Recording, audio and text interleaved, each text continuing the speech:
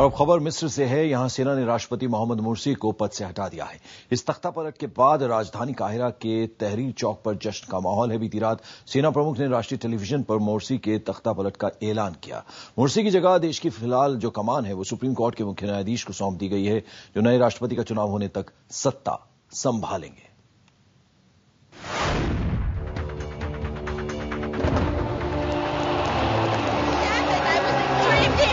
ये जश्न है मिस्र की दूसरी महाक्रांति का, जिसका गवाह बना है ऐतिहासिक तहरीर चौक।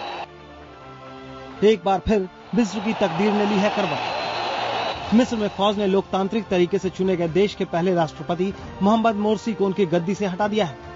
मोर्सी को हटाने के साथ ही सेना ने अंतरिम सरकार की कमान मुख्य न्यायाधीश को सौंप दी। मोर्सी की सत्ता से बेदखली पर मिस्र की आवाम ने तहरीर चौक पर जमकर जश्न मनाया।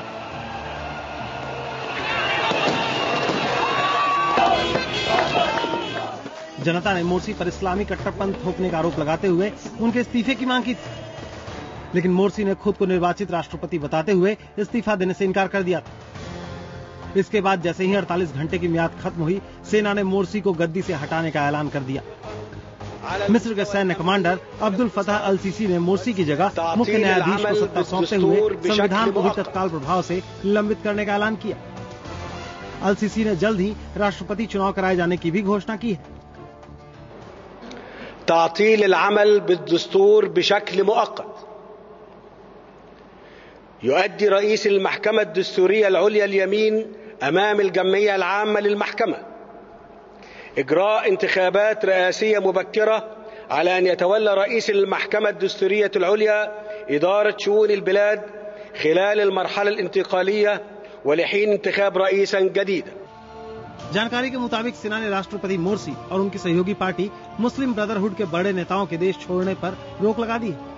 खबर यह भी आ रही है कि सेना ने मोर्सी को उनके घर में नजरबंद कर दिया है। सत्ता परिवर्तन के बाद मोर्सी समर्थित इलाकों में तनाव देखते हुए राजधानी काहिरा के कई इलाकों में सेना की बख्तरबंद गाड़ियां तैनात की गई और सड़कों पर सेना के जवान गश्त लगा रहे हैं। मोर्सी समर्थकों और मुस्लिम ब्रदरहुड के नेताओं ने सेना की कार्रवाई पर कड़ा ऐतराज जताते हुए इसे तख्ता पलट बताया है। الانقلاب على الدستور والشرعية والرئيس خطر كبير جدا يهدد بفقدان الوطن للمسار الديمقراطي। इससे पहले मंगलवार को मोर्सी ने राष्ट्रपति की कुर्सी नहीं छोड़ने का ऐलान करते हुए कहा था कि वो पारदर्शी और निष्पक्ष तरीके से देश के राष्ट्रपति चुने गए। 61 साल के मोर्सी ने अपने भाषण में लोगों को आगाह करने वाले अंदाज में कहा कि अगर उनके पद की संवैधानिक वैधता का सम्मान नहीं किया गया तो सड़कों पर और खून बहेगा।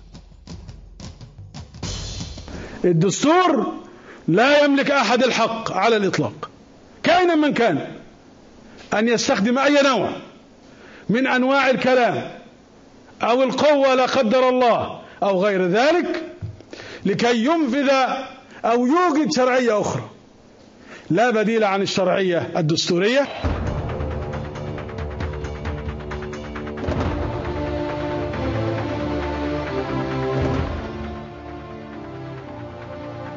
मोर्सी के बयान पर सेना ने सख्त टिप्पणी की थी और कहा था कि वो पूरी तैयारी के साथ दखल देगी। सेना ने जनता को भरोसा दिलाया कि मिस्र के लोगों को आतंकित होने देने के बजाय जान देना हमारे लिए अधिक सम्मानजनक रहेगा। हम कसम खाते हैं कि आतंकवादियों, कट्टरपंथियों और अज्ञानी संगठनों के खिलाफ मिस्र और अपने लोगों के लिए खुद को कुर्बान कर देंगे। 24 जून को ही मोर्सी ने बतौर राष्ट्रपति 1 साल का कार्यकाल पूरा किया था। 2011 में अरब क्रांति के बाद तानाशाह होस्नी मुबारक को सत्ता से बेदखल कर जनता ने मोर्सी को कमान सौंपी थी। सेना ने कहा है कि वो जल्द ही राजनीतिक रोड मैप तैयार करेगी। ये रोड मैप सेना के साथ साथ अल अजहर के शेख और प्रमुख विपक्षी नेता मोहम्मद अल बरदेई मिलकर तैयार करेंगे। अल अजहर को मिस्र का सबसे ज्यादा प्रतिष्ठित इस्लामी संस्थान माना जाता है। माना जा रहा है कि रोड मैप तैयार होने में कुछ वक्त लग सकता है। तब तक मुल्क की कमान मुख्य न्यायाधीश ही संभालेंगे। Bureau report, IBN 7।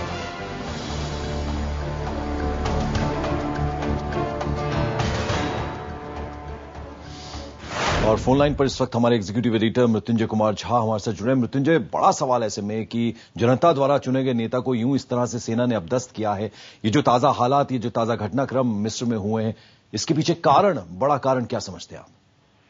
देखिए पंकज, सबसे पहली बात तो यह है कि हम इसको कह सकते हैं कि यह तहरीर स्क्वायर का सीक्वेंस है, अरब स्प्रिंग पार्ट 2, क्योंकि यहाँ सिर्फ सेना ही नहीं, वहाँ जो अधिकांश जनता थी वो एंटी मोर्सी हो चुकी थी। खास करके मोर्सी की जो नीतियां थी, जो कट्टरपंथियों की तरफ से जो बनाई जा रही थी, और उसका पूरा जो लबोलुआब था कि एक तरह से जो कट्टरपंथी इस्लामिक जो पॉलिसीज थी, जनता उसको मानने के लिए तैयार नहीं थी। और पिछले 1 साल से ये इस तरह का असंतोष जो था वो पनप रहा था, खास करके जो युवा वर्ग वहां का था। क्योंकि अगर मिस्र का आप पूरा इतिहास देखें तो वो बिल्कुल इस तरह के कट्टरपंथियों से दूर रहे हैं, और एक तरह से वहां पर वो लोग एक मैं कहूंगा मॉडरेट पॉलिसी की वो खोज करते रहे हैं और वो चाह करते रहे हैं। एक तरफ हुस्नी मुबारक का डिक्टेटरशिप का रिजीम था जिसको उन्होंने नकार दिया। दूसरी बार उनको ये लगा था कि जो चुनी हुई सरकार है कम से कम वो उनकी आवाज को सुनेगी, लेकिन वहां भी मुस्लिम ब्रदरहुड और जो दूसरे चरमपंथी थे वो जब हावी होने लगे तो सेना को वहां पर दखल देना पड़ा। इस तरह से आप देख सकते हैं कि कहीं न कहीं अरब के उस पार्ट में जहां मिस्र की जनता जो है वो जो चाहती है, सेना ने एक तरह से उसका सम्मान किया है। हालांकि यहाँ देखिए, यहाँ भी 2 गुट वहां पर हैं। बिल्कुल जी। तो आपको बता दें कि बहुत बहुत शुक्रिया मृत्युंजय हमसे बात करने के लिए। आपको बता दें कि यहाँ अब मुख्य न्यायाधीश को जो है वो कमान फिलहाल के लिए सौंपी है सेना। और यह वक्त छोटे से ब्रेक का, फौरन हाजिर होते हैं, आप कहीं मत जाइए।